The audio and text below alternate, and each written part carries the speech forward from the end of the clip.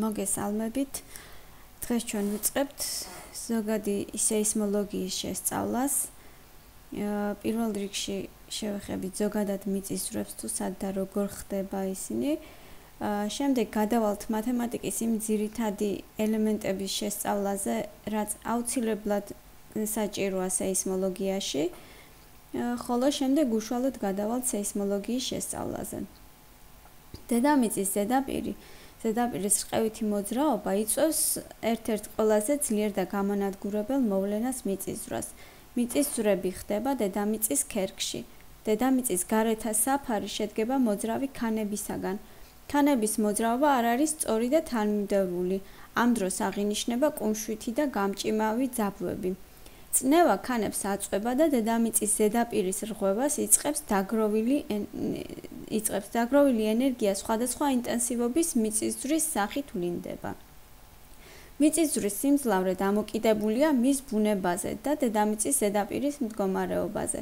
მიწა შეიძლება გაიხსნას, ამოიწიოს ან ჩაღრმავდეს. მთიან ადგილებში მიწისძვრამ შეიძლება გამოიწვიოს ზვავი ან მეწყერი, რომელსაც მოჰყვება გამდნარი ლავის მაგვარი თიხოვანი მასა. ხშირ შემთხვევაში მეწყერის შედეგად თიხოვანი და ქვიშიანი ნიადაგები ერევა ერთმანეთს და წარმოქმნის არამდგრად მოძრავ ქანებს, ანუ ჭანჭრობს. ასეთი შემთხვევა დაფიქსირდა 1964 წლის ალიასკის მიწისძვრის დროს. ბუნებრივი ძალებიდან მიწისძვრა ერთ-ერთი ყველაზე გამანადგურებელია. დიდი მასშტაბის მიწისძვრა შესაძლოა 10,000-ჯერ მეტად დამანგრეველი იყოს, ვიდრე მაგალითად ატომური ბომბი, რომელიც 1945 წელს იაპონიის ქალაქ ჰიროსიმაში ჩამოაგდეს. მიწისძვრის დროს დედამიწა თითქმის ისევე ირყევა, როგორც გემი ზღვაში.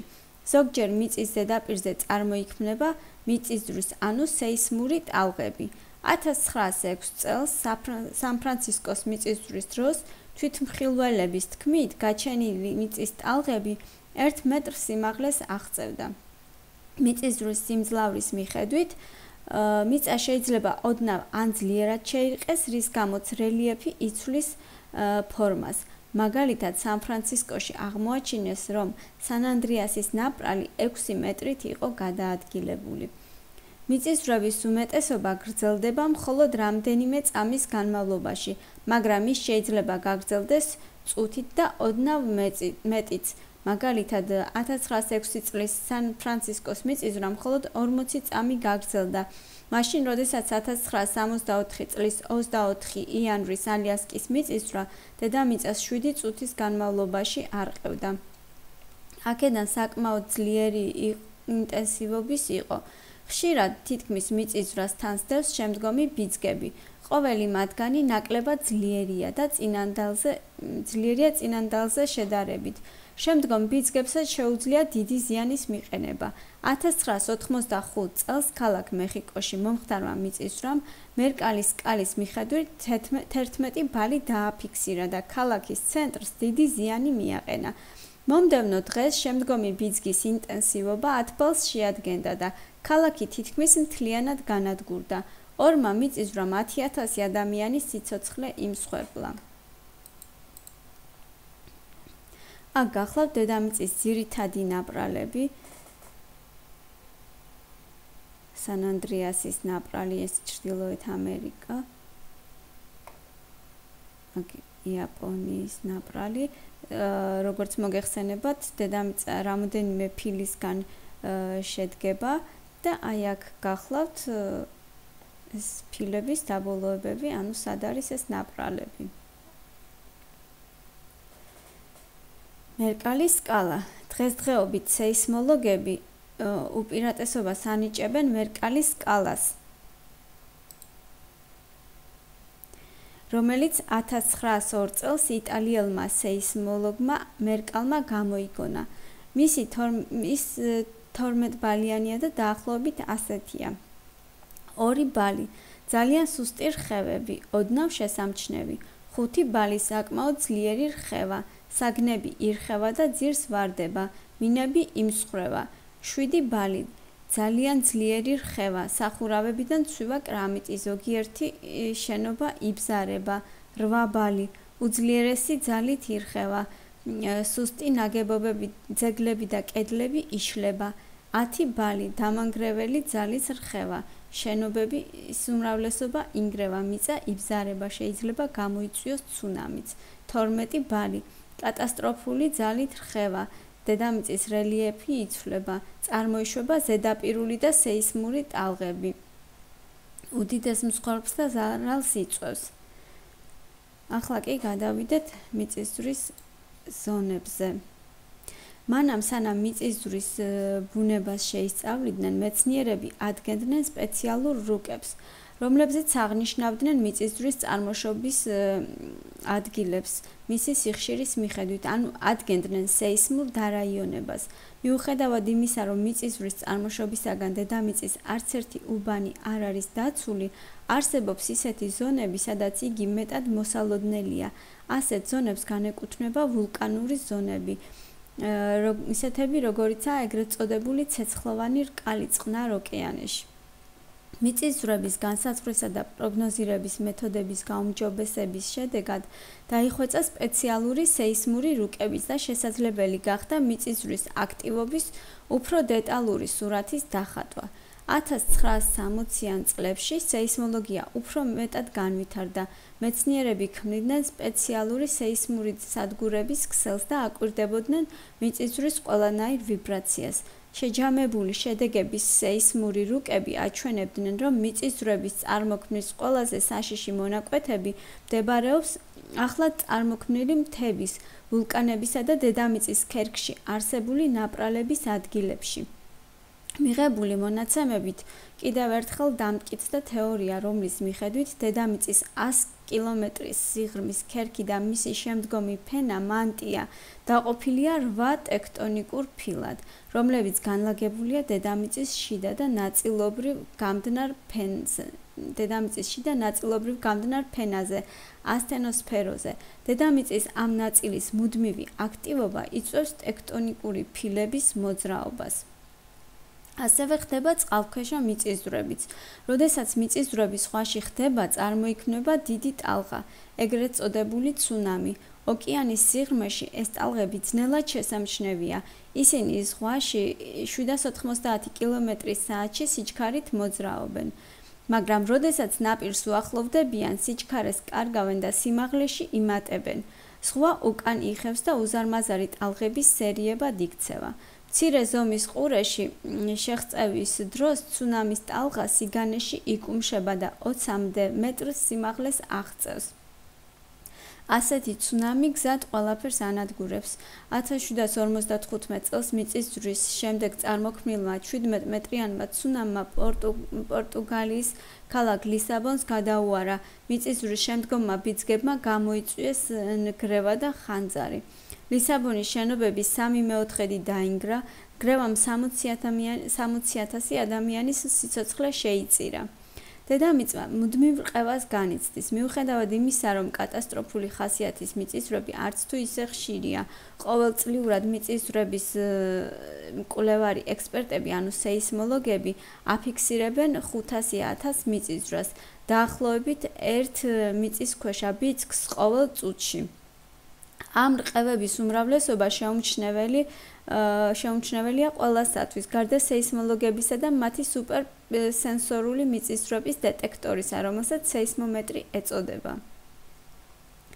წარსულში სეისმოლოგები მიწისძვრის სიმძლავრეს ზომავდნენ რიხტერის სკალით, რომელიც 1935 წელს წარმოადგინა ამერიკელმა ექსპერტმა რიხტერმა და რომელსაც მისი სახელი დაერქვა. დღესდღეობით უპირატესობას ანიჭებენ მერკალის სკალას, რომელიც 1902 წელს იტალიელმა სეისმოლოგმა მერკალმა გამოიგონა. მიწისძვრის დროს კერიდან ყოველმხრივ ვრცელდება დრეკადი სეისმური ტალღები. პირველადი ანუ გრძივი პ და მეორადი ანუ განივი ეს ტალღები.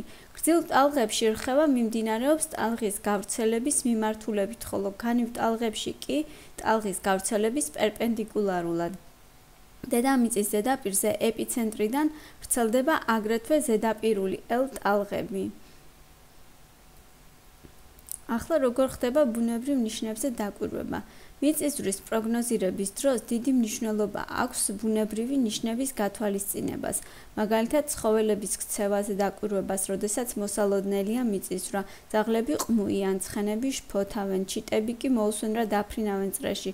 1975 წელს ჩინეთის ერთ-ერთ ქალაქში მიწისძვრამდე მოსახლეობამ ამოიცნო რამდენიმე მომასწავებელი ნიშანი, მათ შორის ცხოველთა უცნაური ქცევაც და შეძლო თავის დაცვა საშინელი ნგრევისაგან. მიწისძვრების ზონებში მეცნიერების დაკვირვების საგანს წარმოადგენს წყაროები.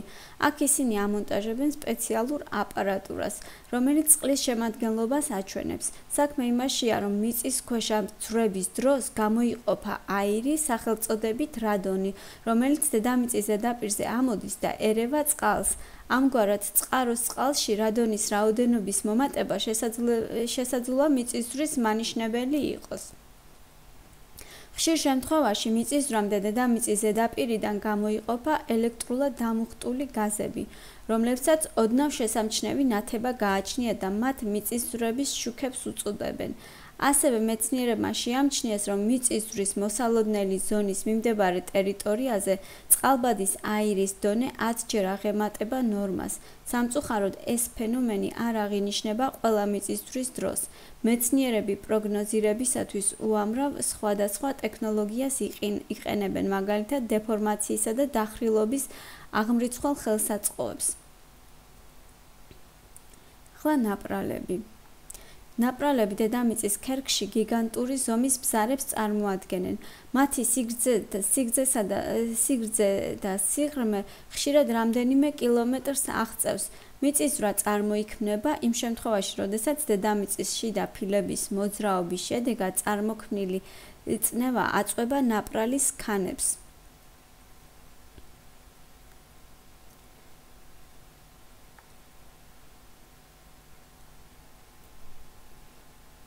ფილების მოძრაობა.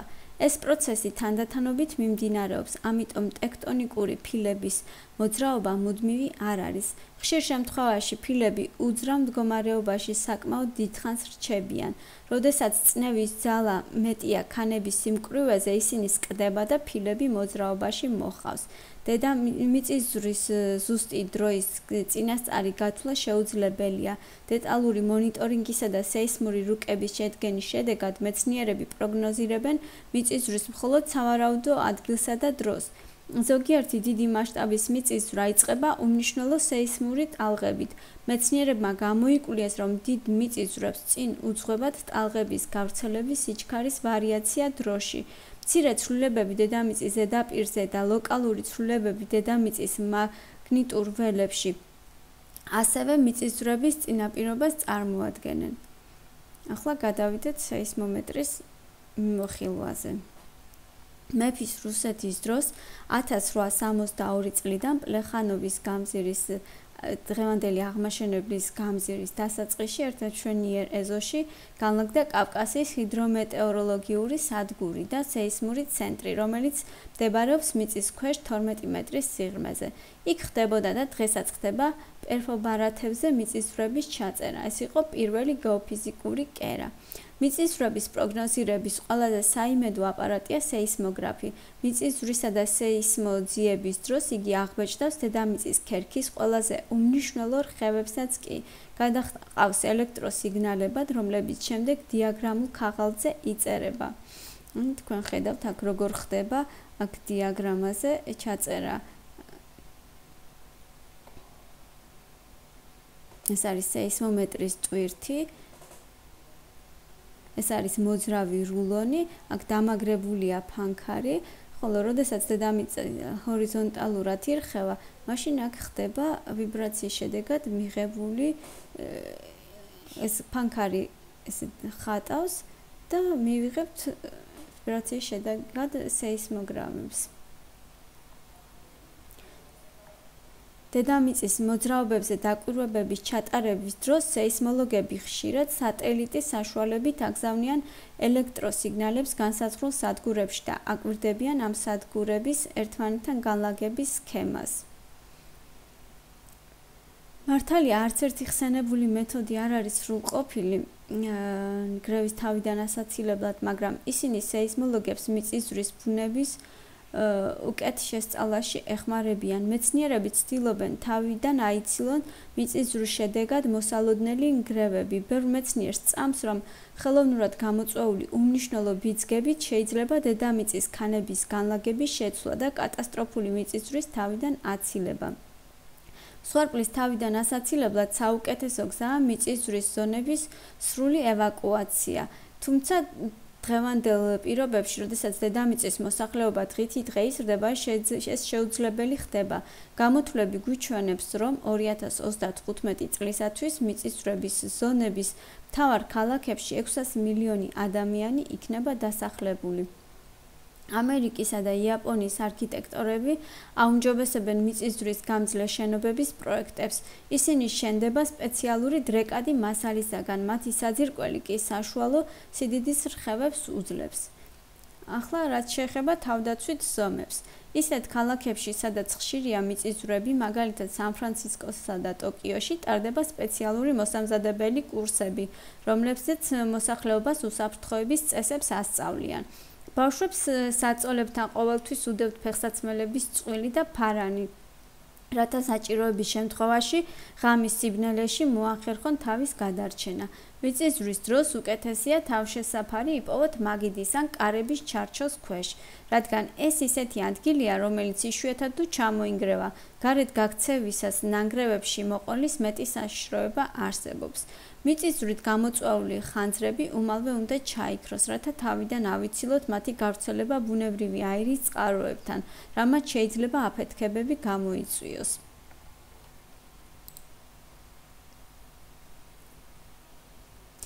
მიწისძვრის შედეგებს რაც შეეხება.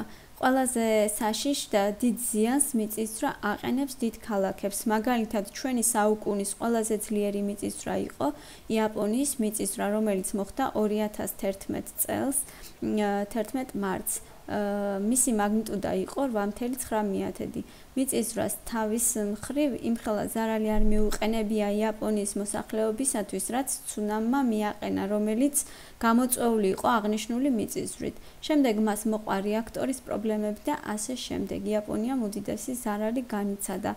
აგერ თქვენ ფოტოებზე ხედავთ თუ რა ხდებოდა აი ამ მიწისძვრის უფრო სწორედ ცუნამის შემდეგ.